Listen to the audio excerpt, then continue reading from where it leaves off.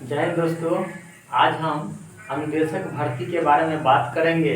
तो सबसे पहले जानते हैं यह जो अभी अनुदेशक का भर्ती निकला है यह बिहार सरकार के द्वारा निकाला गया है और इसका जो आयोग है उस आयोग का नाम है बिहार तकनीकी सेवा आयोग। व्यवसाय अनुदेशक के पद पर नियमित नियुक्ति है। दूसरी बात कि अभी जो वैकेंसी निकला है वह व्यवसाय अनुदेशक का निकला है और व्यवसाय अनुदेशक के लिए जो अभ्यर्थी ITI पास हैं वही आवेदन कर सकते हैं।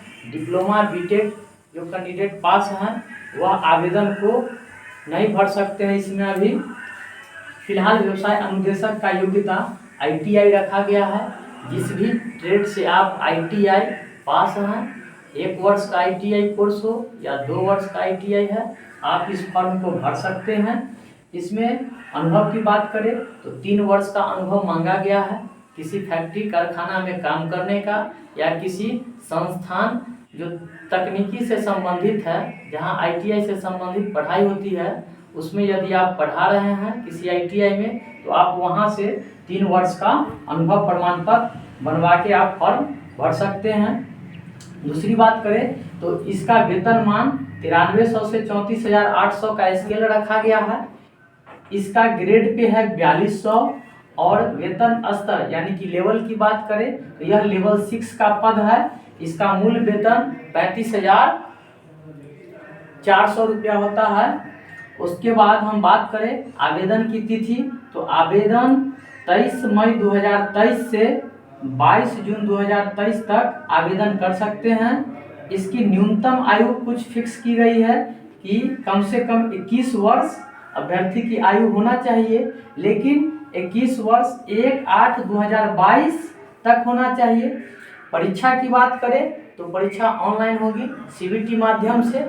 सबसे पहले 100 क्वेश्चन पूछे जाएंगे जिसमें से 80 क्वेश्चन ट्रेड से रहेंगे, जिस भी ट्रेड से आप ITI उत्तीर्ण हैं, और 20 क्वेश्चन समसामयिक GS जनरल स्टडीज रहेंगे। टोटल बात करें तो 100 प्रश्न का CBT एग्जाम होगा और इसके बाद आपका मेरिट बनेगा। तो मेरिट की बात करें कि मेरिट कैसे बनेगा तो देखते हैं कि मेरिट बनने का क्या प्रक्रिया है। तो सबसे पहले CBT एग्जाम जो होगा वह 100 अंक का होगा और उसका 50% यानी कि अगर आप 100 क्वेश्चन में 100 क्वेश्चन सही बना देते हैं तो उसका 50 अंक आपको मेरिट में जुड़ेगा। आपका ITI में जो मार्क्स है उसका 20% जुड़ेगा, CTI में जो मार्क्स है उसका 30% जुड़ेगा, और जो भी साथी ITI में संविदा पर पढ़ा रहे हैं उनको 1 वर्ष का 5 अंक मिलेगा, यानी कि मैक्सिमम 5 वर्ष का उनको 25 अंक दिया जाएगा। टोटल बात करें 50, 20, 70, 30, 100, 25, 125 अंक पर इतना अंक पर मेरिट बनेगा। अब बात करते हैं कि क्या जो अभ्यर्थी CTI पास नहीं है उनको कितना मार्क्स आ सकता है। जो भी अभ्यर्थी अगर CTI पास नहीं है तो यदि CBT एग्जाम में 100 में अगर 100 क्वेश्चन भी सही करते हैं तो उनका 50 नंबर ऐड होगा। यदि उनका 100% भी ITI में मार्क्स होगा, ऐसे जनरली किसी को 100 में 100% ITI में है नहीं मार्क्स, लेकिन यदि किन्हीं का 100 में 100 अंक भी होगा ITI में तो उनको 20 अंक दिया जाएगा। यदि CTI 100% भी मार्क्स है तो उसका 30% ही दिया जाएगा। तो हम बात करें कितना इनका पूरेगा 50, 20, 70, 30, 100 अंक ही पूर रहा है जो CTI पास है उनको, और जो CTI नहीं पास है उनको क्या होगा। यदि अभ्यर्थी CTI पास नहीं है, सिर्फ ITI किए हुए हैं, ITI करके किसी कंपनी में काम कर रहे हैं या किसी प्राइवेट इंस्टीट्यूट ITI में पढ़ा रहे हैं, उनको कितना मार्क्स आ सकता है तो वो यदि CBT एग्जाम देते हैं 100 में 100 अंक भी ले आते हैं फिर भी उनका 50 अंक ऐड होगा, और ITI में यदि 100% भी मार्क्स है उसका 20 अंक जुड़ेगा। तो हम बात करें उनको कितना नंबर मिलेगा, 70 नंबर ही मिलेगा। यदि CTI किए हुए कोई अभ्यर्थी है उनको कितना मार्क्स मिलेगा? तो रिटेन का 50%, ITI का 20% और CTI का 30%, यानी टोटल बात करें तो 50, 20, 70, 30, 100 अंक मिल रहा है जो CTI क्वालिफाई हैं। जो ITI क्वालिफाई हैं उनको 70 अंक मिल रहा है, और जो संविदा पर काम कर रहे हैं उनको कितना अंक मिल रहा है? तो टोटल 125 अंक मिल रहा है। इसी से आप लोग अंदाजा लगा सकते हैं कि जो ITI पास हैं उनका मेरिट क्या जाएगा, जो CTI क्वालिफाई हैं उनका मेरिट कहाँ तक पहुँचेगा, और जो अभ्यर्थी सरकारी ITI में संविदा पर कार्यरत हैं उनको क्या लाभ मिलेगा।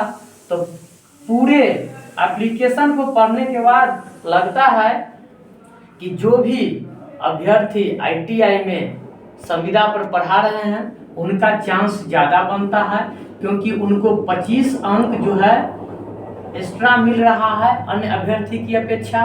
उसके बाद जो है से जो CTI है उनको मौका मिलेगा, उसके बाद ही ITI क्वालिफाई वाले अभ्यर्थी को मौका मिलेगा। लेकिन प्रयास करना है सभी लोग को, जितना अधिक से अधिक लोग फॉर्म भरेंगे एग्ज़ाम में बैठ सकते हैं, और घबराने की बात नहीं है। एग्ज़ाम देने से अनुभव भी होगा और पता चलेगा कि कैसा क्वेश्चन पूछा गया है।